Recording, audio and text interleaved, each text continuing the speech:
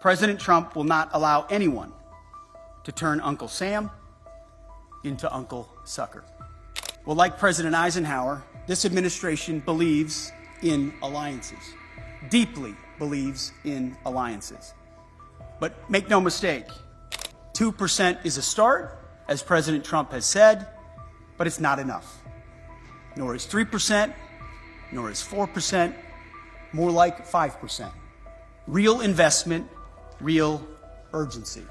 To endure for the future, our partners must do far more for Europe's defense.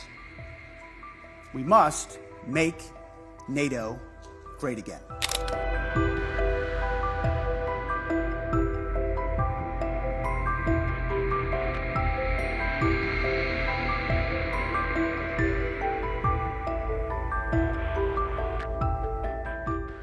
It is great to be here at NATO with 31 allies, also with my wife Jenny, who's been meeting with families of U.S. troops, both here in Germany, and we're heading to Poland right after this as well.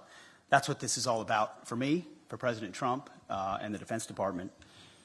I also want to express a special thanks to the Secretary General, Secretary General Ruta, for your boldness, for your friendship, for your leadership, and most especially for your urgency of the matter at hand, which is great to see from the leader of NATO.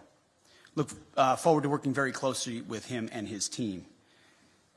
And before we're talking about what we've done at the ministerial, I want to reaffirm a few things from this podium. First, as we see it, NATO's strategic objectives are to prevent great power conflict in Europe, deter nuclear and non-nuclear aggression, and defeat threats to treaty allies should deterrence fail. Second, the U.S. is committed to building a stronger, more lethal NATO. However, we must ensure that European and Canadian commitment to Article 3 of this treaty is just as strong.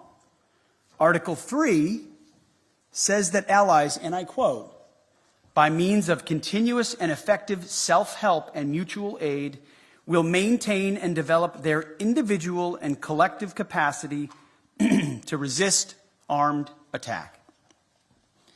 Leaders of our European allies should take primary responsibility for defense of the continent, which means security ownership by all allies, guided by a clear understanding of strategic realities, and it's an imperative given the strategic realities that we face. And that begins with increasing defense spending. 2% is a start, as President Trump has said, but it's not enough. Nor is 3%, nor is 4%, more like 5%. Real investment, real urgency. We can talk all we want about values. Values are important. But you can't shoot values. You can't shoot flags, and you can't shoot strong speeches. There is no replacement for hard power. As much as we may not want to like the world we live in some cases, there's nothing like hard power. It should be obvious that increasing allied European defense spending is critical, as the President of the United States has said. Also critical is expanding our defense industrial base capacity on both sides of the Atlantic. Our dollars, our euros, our pounds must become real capabilities. The U.S. is fully committed under President Trump's leadership to pursue these objectives in the face of today's threats. Yesterday, I had a chance to attend the Ukraine Defense Contact Group. Today, participated in both the NATO Ministerial and the Ukraine Council. In both, we discussed Russia's war of aggression against Ukraine. I had the chance to brief allies on President Trump's top priority, a diplomatic, peaceful end to this war, as quickly as possible, in a manner that creates enduring and durable peace. The American Defense Department fully supports the efforts of the Trump administration. And we look to allies to support this important work with leading on Ukraine security assistance now through increased contributions and greater ownership of future security assistance to Ukraine. To that end, I want to thank my UK counterpart, Defense Secretary John Healey, for hosting this Ukraine Defense Contact Group and for his leadership on support of Ukraine. President Trump gave me a clear mission: achieve peace through strength, as well as put America first, our people, our taxpayers, our borders, and our security. We are doing this by reviving the warrior ethos, rebuilding our military, and reestablishing deterrence. NATO should pursue these goals as well. NATO is a great alliance, the most successful defense alliance in history. But to endure for the future, our partners must do far more for Europe's defense. We must make NATO great again. It begins with defense spending, but must also include reviving the transatlantic defense industrial base, rapidly fielding emerging technologies, prioritizing readiness and lethality, and establishing real deterrence. Finally, I want to close with this. After World War II, first General and then President Eisenhower was one of NATO's strongest supporters. He believed in a strong relationship with Europe. However, by the end of Eisenhower's presidency, even he was concerned that Europe was not shouldering enough of its own defense, nearly making, in Eisenhower's words, quote, a sucker out of Uncle Sam. Well, like President Eisenhower, this administration believes in alliances, deeply believes in alliances. But make no mistake, President Trump will not allow anyone to turn Uncle Sam into Uncle Sucker.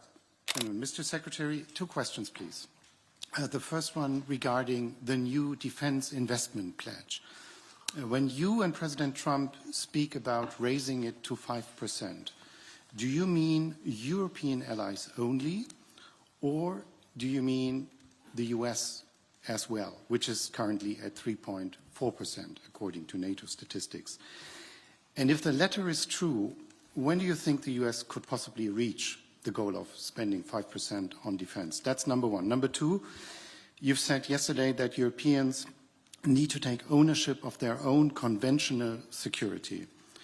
So should Europeans expect that ultimately the US would withdraw the bulk of their forces from Europe and just leave in place what is necessary for nuclear deterrence? I know there's a revision going on. I don't expect you to name any numbers, but maybe give us an outlook of what we should expect. Thank you.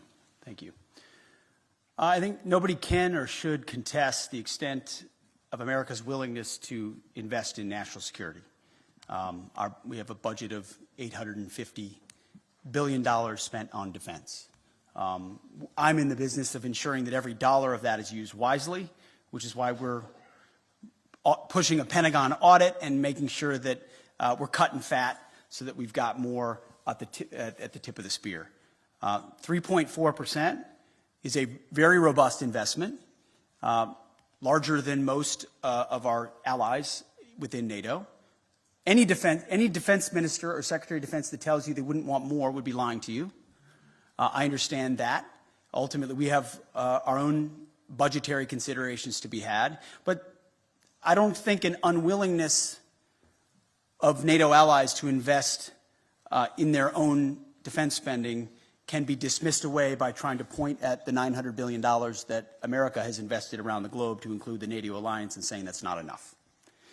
So ultimately, we are very much committed to the NATO alliance and to our allies, but without burden sharing, without creating the right set of incentives for European countries to invest, then we would be forced to attempt to be everywhere for everybody all the time, which in a world of fiscal restraints is, again, to get back to that word reality, just not reality. So yes, We will continue to spend robustly. Our expectation of our friends, and we say this in solidarity, is you have to spend more on your defense, for your country, on that continent, understanding that the American military and the American people stand beside you as we have in NATO, but can't have the expectation of being the permanent guarantor, as I alluded to, from what even Eisenhower observed post-World War II. That shift has to happen. The peace dividend has to end. There are autocrats with ambitions around the globe, from Russia to the Communist Chinese. Either the West awakens to that reality and creates combat multipliers with their allies and partners, to include NATO, or we will abdicate that responsibility to somebody else with all the wrong values. You mentioned Europe. We have not said in any way that we're abandoning our allies in Europe. There have been no decisions based on troop levels. Again, that's a discussion to be had by the Commander-in-Chief in these high-stakes negotiations. And that would most likely come later on. But there is a recognition that the ambitions of the Communist Chinese are a threat to free people everywhere, to include America's interests in the Pacific. And it makes a lot of sense, just in a common sense way, to use our comparative advantages.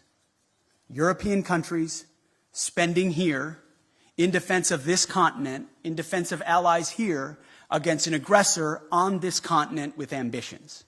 That strikes me as the right place to invest. And I don't say that in a condescending way. I say that in a common sense, practical way. Investing in defense on the continent makes sense. We support that as well.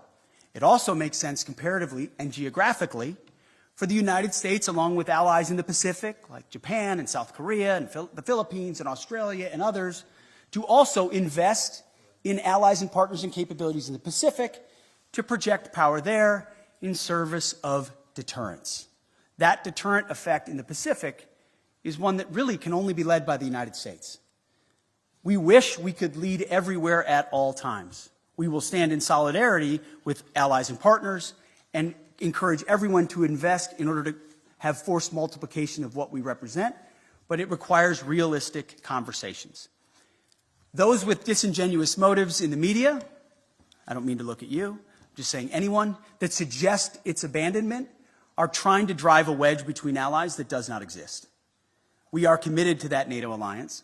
We understand the importance of that partnership, but it can't endure on the status quo forever in light of the threats we face and fiscal realities. Europe has to spend more. NATO has to spend more, has to invest more, and we're very encouraged by what the Secretary General has said. And frankly, behind closed doors, what a lot of our allies have said as well, acknowledging that reality.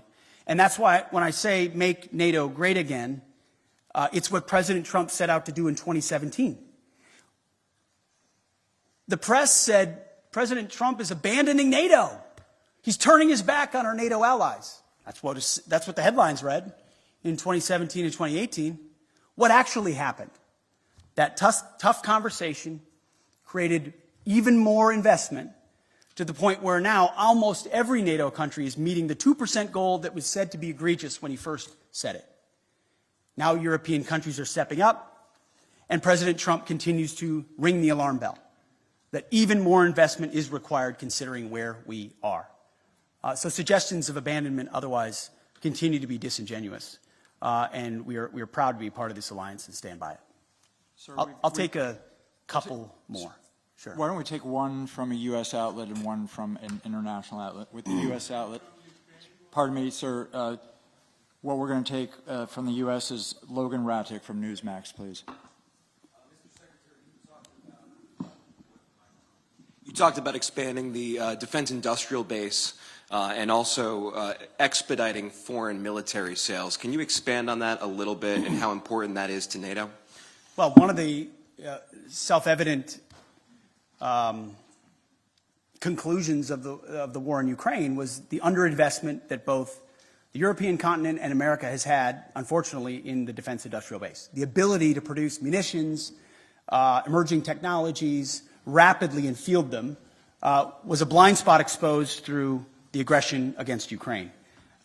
Ukraine has responded to that, as we've had a chance to listen to a great deal. Europe is responding to that, and so is America. We have to do more to ensure, whether you call it the arsenal for democracy or defending the free world, if America can't build and export and build and provide rapid capabilities because we're too stale or static or bureaucratic or the Pentagon is bloated, then we're not able to field the systems we need in the future. So deep and dramatic reforms are coming at the Defense Department with the leadership of President Trump to ensure that we're investing robustly in our defense industrial base. A great example is shipbuilding. We need to vastly increase our ability to build ships and submarines, not just for ourselves, but to honor obligations to our allies as well. And we will do that. Foreign military sales is another thing I mentioned this morning with the Secretary General. We have, for a long time, been the country, by, with, and through, that our allies are able to supply major platforms and weapon systems like the F-35 and the Patriots and others. Whatever the system is, we need to reform that process so it's quicker. So a request today isn't delivered 7 years from now, but 3 years from now with less red tape and with the most efficient and effective technology possible. We hear that from our allies, and that's part of being a good faith partner, is we're going to invest in our defense industrial base. We're going to make sure foreign military sales are as rapid as possible, which, again, is a force multiplier for American power, which is something we want to do in a contested world.